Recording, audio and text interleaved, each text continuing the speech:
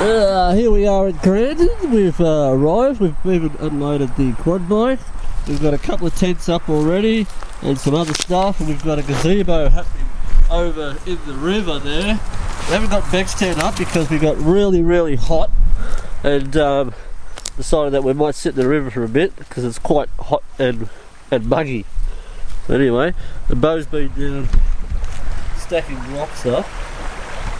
Now I don't know the name of it, but it's called something or other. It's where you stack the rocks up all together into like a bloody pylon-y type thing arrangement. Abby! So, Joe. Somewhere there, Jack. Hey, what are you woofing at? Yeah, so after the big drive here today, then having a bit of fun down under the gazebo in the river. The dogs have been running around. We've got the tents up, they're all set up around here. Jack's having a lie down, and so is Beck. They're sort of a bit knackered after getting there. Beck's had a bit of a head cold. And we're also cooking dinner. So we've got potatoes on at the moment, have some zucchini, got topside, well it's a bit funny look at the moment, but what it is, underneath all that, is topside and onion and a bit of garlic powder, salt and mixed herbs. Yeah, so we're just up here at Lake Mountain Alpine Resort in the middle of summer. There's Jack over there, have a look around. Mum and Beck's over there somewhere. We should go and have a look. Oh, you got yourself a pink drink, Homer. Oh wait, I'll pour it into my mouth so I don't. What is it? It's just a pink lemonade. It tastes a bit like you know, pink lifesavers. Oh yeah. Musk. Oh, not quite musk, but. Yeah, I can't really taste it. I want to get up on the bloody roof. The roof? Yeah, like get up on the roof because then you can get like a really good. But look at that. That just looks like a. And up here is a guy fox thing. Not a guy fox, a flying fox. Hey, looks like fun. If an 8-year-old kid can do it, why can't I? Hey.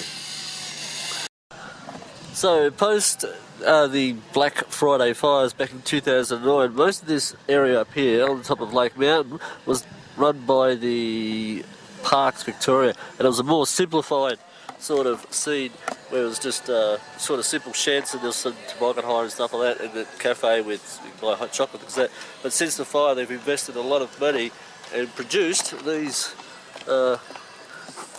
more Alpine style Swiss buildings. What are you doing? See, when you can go skiing. So, even though it's summer, there's still plenty of people coming up here. You can do all sorts of things apart from the flying fox. You can also hire mountain bikes, you can do bushwalking. Around the other side, we'll have a look. There's some tube things. I don't know whether anyone's operating it. Like a toboggan run with on tubes and sprayed with silicone.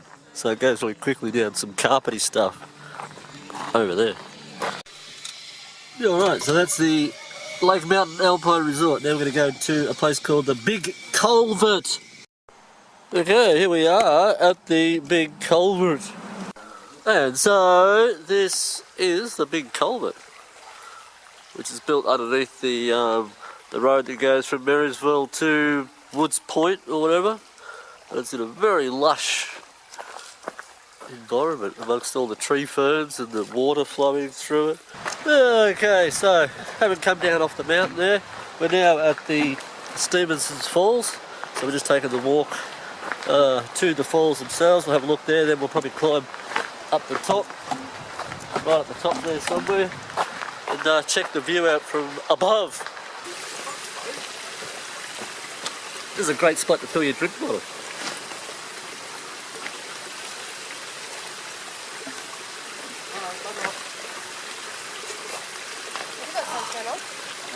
Yeah. That's beautiful. That's beautiful, that one, right? Ooh, impressive.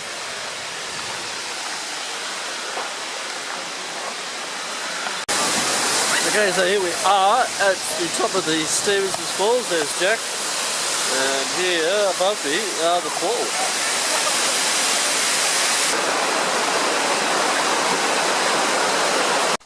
So today's adventure is we're going to try and find the Wolfram Mine. The Wolfram Mine is something that was back in Marysville. I just dropped something here. There's a report that comes from it from many years ago. They used to mine, they used to call it Wolfram, which is also tungsten. But anyway, we found a track which is, we started off alright, a bit gravelly, but it's sort of got a bit feral. We've actually had to stop because there's trees and shit, which you'll see right here. So we think we're pretty close, but we'll just go for a bit of a walk and see what we can find. We'll leave the car there locked. As we walked along a bit, and down here there's some trenches next to the road, which is what they used to use to help wash out when they were mining. And we can also hear over through the bushes there is Wilkes, should be Wilkes Creek. I want to take a picture of this. A little bit hard to get down with a car at the moment.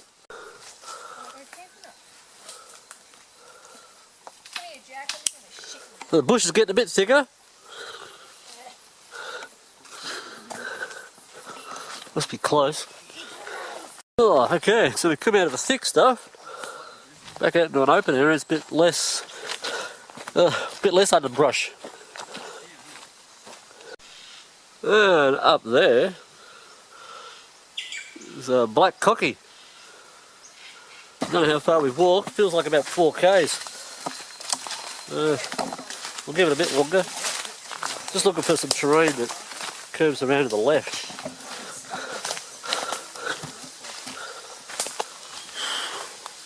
Okay, so we went further up there, about another couple of 100 metres, and the scrub was just turned into like this. I was just crawling down on my hands and knees. I got bloody scratches and shit everywhere. There's some sort of bloody thing on my arm. I can't straighten my arm out because it pulls like a cut grass or some fucking thing. So we've given up this time, and we're going back to the car.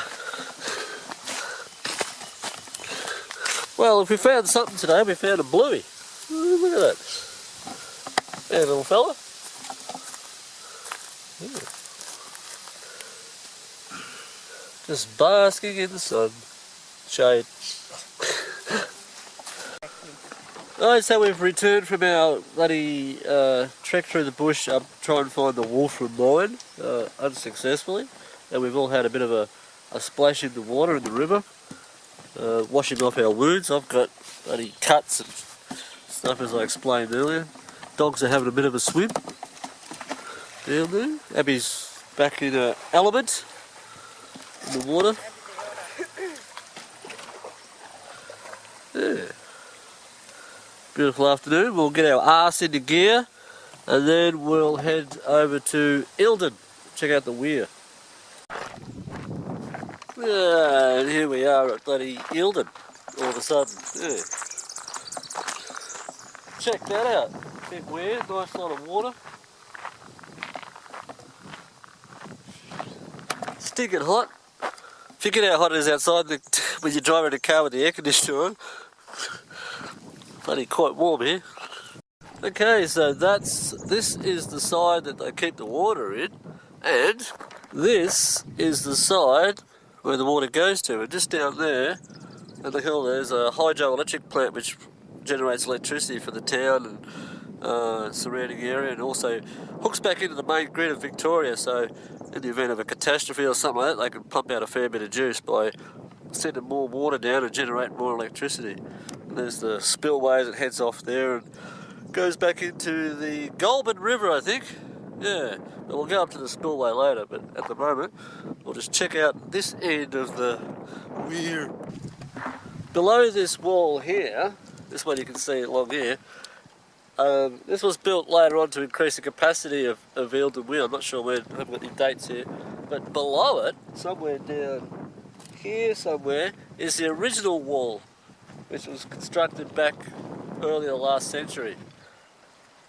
When the water, in times of drought, when the water's been drained out of here because of drought, that wall becomes visible again. So every 20 or so years when the water level drops, you can can see the old original wall. The one that's here is actually built from, it has an earth core, and then it's got concrete, well, it's got rock concrete on the other side, the spill side, it's got rocks and stuff here that seals it off. Yeah. Engineering feats. So this is the grand view from atop the weir.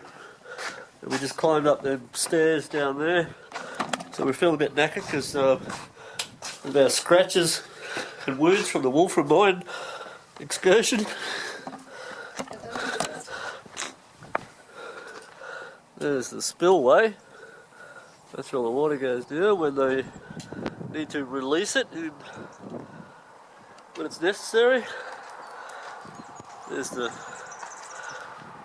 wall itself, the weir, and the town, and where the water spills out from the hydroelectric plant, which is over yonder, that flows around beyond these trees here and goes off into the pondage area, and then off into the Goulburn, I think. Yeah. But gee, it's warm. I'd like to be able to tell you more about what this is about, but there should be signs here, but somebody obviously liked the information so much they fucking took it. Maybe they're upgrading it, I don't know, I doubt it. I think someone's just decided to take it home for their school project, so they don't have to write any notes down. Just take the fucking plaque.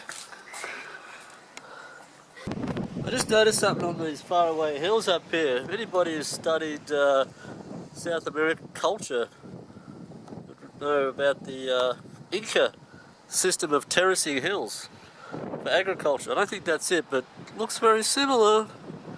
Don't know. You be the judge. So this is the other side of the weir. This is the pondage. A lovely spot.